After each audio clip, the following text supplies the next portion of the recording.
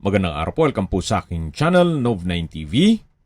Patalasasan po, meron po ba kayong mga properties na napapabayaan or non-performing assets? Plan nyo ibenta, pero wala kayong oras pagbenta nito. Kung ito'y pagkakatiwala nyo po sa amin, tawag lang po kayo sa aking numero, usap po tayo, gawan ko po ng video for free. Yes, libre po. Wala po kayong babayaran. Tutulungan pa namin kayong mabenta ang inyong property. Kami na po bala sa marketing, sa boosting, pati po sa paid advertisements, even sa tripping. Hindi na po kayo mapapagod sa pag-entertain ng mga buyers. Kami na po bala sa lahat. Tawag lang po kayo. Nandito po tayo ngayon sa Tagaytay kung saan meron po tayong bagong video presentation, isang pre-selling na brand new house and lot. May lot area po ito na 180 square meters at may floor area na 210 square meters. May 3 bedrooms with own toilet and bath, family room, covered carport. Sa ngayon, may mga makikita pa kayong materyales gawa ng ongoing po ang construction at finishing touches na lang ang kulang dito. Ito po yung naka-centralized water heater. Tiled po itong flooring ng garahe. At yan naman po yung harapan ng bahay kung saan meron pong spasyo. May glass walls and windows na nag-serve as natural sunlight at meron pong setback paikot ng buong bahay. 2 to 3 weeks na lang po ay tapos na ito. Or may ito turn over na po ito sa inyo na ready for occupancy. Welcome po dito sa bahay ni Architect kung saan napakaaliwalas po, napaganda ng floor plan at ito po yung living area. Sa dulo po ay may access door na papunta naman sa open lanay. Yan naman po yung glass wall and window na nag-serve as natural sunlight. Yan po yung open below, double high ceiling. At ito pong tiles ay 80 by 80 ang sukat. Yan po yung hagdan at dito naman po yung dining area na meron pong access door papunta sa service area. At sa dulo naman po yung formal kitchen na may kitchen countertop, wall-mounted kitchen cabinet, at storage ng kitchen utensils.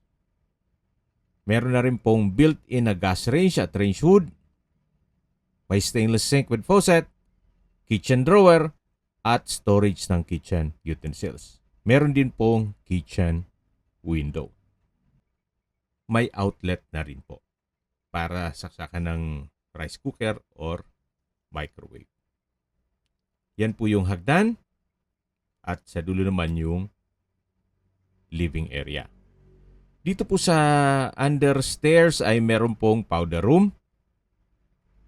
Kompleto din po. May hand wash basin, water closet, bathroom window at tiled bathroom wall. Ito po ang powder room.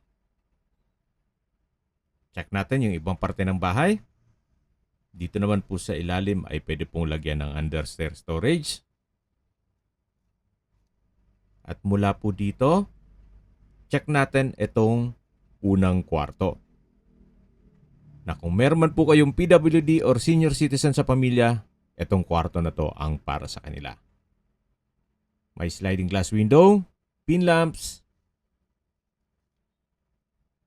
wardrobe, at may sariling toilet and bath. Nakumpleto din po ang bathroom fixtures gaya ng hand wash basin, bathroom countertop, water closet with bidet, shower, tile bathroom wall, at bathroom window.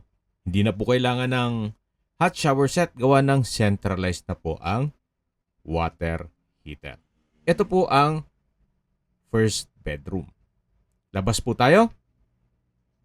Yan po ulit yung dining area na may access door papunta sa service area. Yan naman yung living area na may access papunta sa open lanay. At ito na po yung hagdan o staircase na naka-wooden handrail at railing. Meron din po itong staircase window.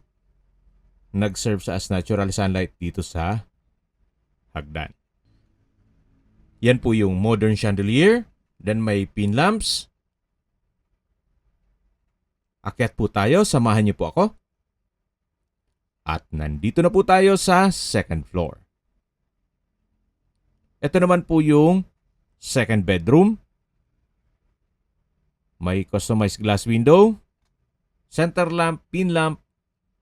Maayos naman po ang pintura ng ceiling at wall. Pulido. At meron din po itong sariling toilet and bath. From floor to ceiling po ang tile bathroom wall. Then may walk-in closet. May hand wash basin. Water closet. Shower at bathroom window. Yan pong mga nakikita nyong hindi pa tapos ay upon turnover, 100% fully finished na po ito. Balik po ulit tayo dito sa my hallway. Yan po yung open below.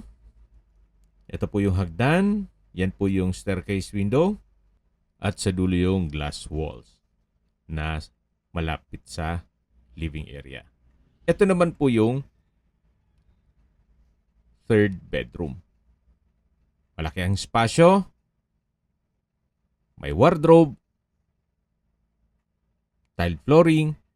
Center lamp. Customized glass window. Then may mga outlet na rin po.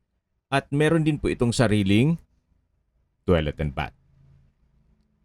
May hand wash basin, water closet, shower, tile bathroom wall, at may bathroom window. Ito po yung toilet and bath dito sa third bedroom. Tunghayin niyo po ulit. Napakalaki po ng espasyo. Okay, labas po tayo. Dito po yung hallway. At ito naman po yung family area. Na kung saan, pwede rin po itong i-convert sa another bedroom. Kung sakali pong malaking pamilya kayo. Ito pong family area ay meron pong access door na papunta naman sa balkonahe. Na kung saan malaki naman ang espasyo nito. Naka-tile flooring din po ito hanggang dito sa kabilang side. At sa ilalim po nito ay yung garahe. Kung sakali man po na available pa ito, pag fully finished na, ay i-reshoot ko po. Yan po ang inyong mga magiging kapitbahay. Napakatahimik po ng lugar, sariwa ang hangin, at malamig po ang klima. Okay, sa distance, location at travel time portion na po tayo. Mula po sa Picnic Grove, ang distance is 3.8 kilometers at ang travel time is 10 minutes. Mula naman po sa ina ng Laging Saklolo Church, ang distance is 2.5 kilometers at ang travel time is 7 minutes. Mula naman po sa Starbucks Downhill, ang distance is 1.4 kilometers at ang travel time is 6 minutes. Mula naman po sa Tagaytay Rotonda, ang distance is 2.9 kilometers at ang travel time is 12 minutes. Kompleto na po doon gaya ng public market, groceries, convenience store, remittance center, banks, schools, church at hospital. At yan po yung lagi kong binabanggit sa inyo na dapat nyo i-consider sa paghanap ng property ay yung meron pong malapit na hospital. Hindi ko naman po sinasabing sakitin kayo. Yan naman po ay for emergency purpose lang naman. At mula naman po sa Calax, ang distance is 16.9 kilometers at ang travel time is 34 minutes. Mula naman po sa Manila o sa airport, ang distance is 56.4 kilometers at ang travel time is 1 hour and 36 minutes. Ito po yung tinutukoy ko na access door papunta sa lanay. At ito naman po yung setback. Okay, sa presyo na po tayo. Binebenta po ito ni owner sa halagang 13 million pesos net. Ibig pong sabihin, si buyer na po ang sasagot sa lahat ng taxes at expenses with regard to documentation. Kung may mga katanungan po kayo, tawag lang po kayo sa aking numero. At sa mga kababayan naman natin nasa ibang bansa, meron po akong WhatsApp, Viber, Telegram at Signal. Same number lang po, 0917-316-3399. Sa mga nagtatanong naman po ng aming Facebook, meron po aming Facebook page na Nov9TV at Facebook Reel Video. Meron din pong TikTok at Instagram. May ibang YouTube channel po kami, the Nov9TV channel,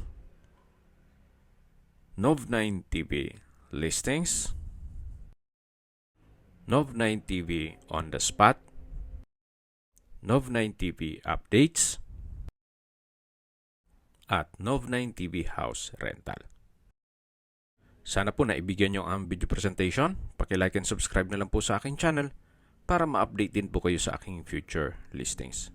Kung sakali po hanap nyo yung mas malaking sukat ng lupa, meron din po kami ibang listings na pwede nyong pagpilian. Huwag po kayong mag-atubiling tumawag sa amin. Then, let us know your budget para malaman namin kung anong property pwede naming ilog sa inyo. Sa lahat pong viewers, subscriber at nagtiwala po sa amin, salamat po sa suporta. Ingat po kayo lagi at yung pamilya. Maraming salamat po.